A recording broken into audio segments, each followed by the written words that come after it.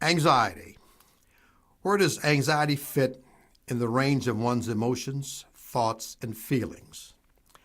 I would start by saying, rather than an emotion, anxiety is a thought or a feeling. Anxiety is a feeling you get when you believe something troubling or uncomfortable is about to happen. You just don't know when or where. You walk around every day with that uneasy feeling. You wonder, what is the next thing that is going to cause trouble in your life? When a person has a constant feeling of anxiety every day, life becomes difficult. People who are consumed with anxiety will be apprehensive and seem afraid.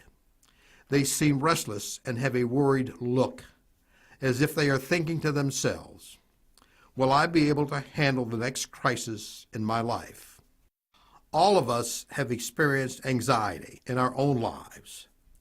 There could be many reasons for this. It could be a job interview. It could be a first date. Some people have anxiety when meeting strangers. With some, it could be doing business with strangers. For others, it could be visiting a new city or visiting a foreign country for the first time.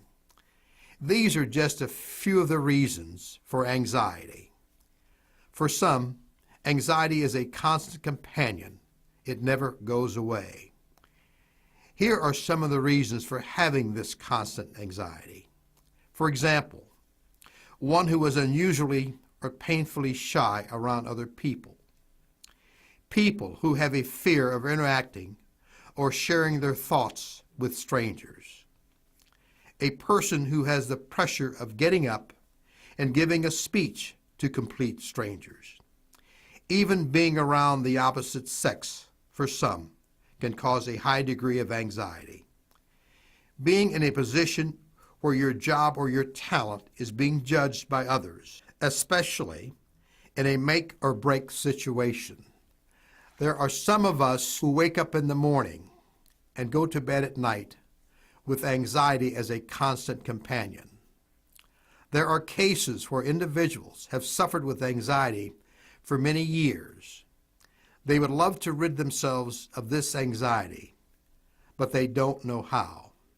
Anxiety can bring harm and have a serious effect on one's health and cause serious damage. I knew this person who had a serious case of nervous anxiety. He never seemed to be at ease. It seemed his anxieties and his nerves were involved in an endless battle. This person died of a heart attack in their 40s. Did this man's extreme anxiety have a bearing upon his death? I believe that it did. One thing I do know with absolute certainty, it could not have helped. I believe people who suffer from extreme anxiety can be helped by elevating their confidence level. Anxiety is a condition which is self-manufactured, meaning you allow it to happen. The weakness in your mental disposition and the lack of trust in your own abilities to fight anxiety make it easier for apprehensive and anxious thoughts to become a permanent part of your mental temperament. These anxious and apprehensive thoughts can grow like weeds in an unattended garden.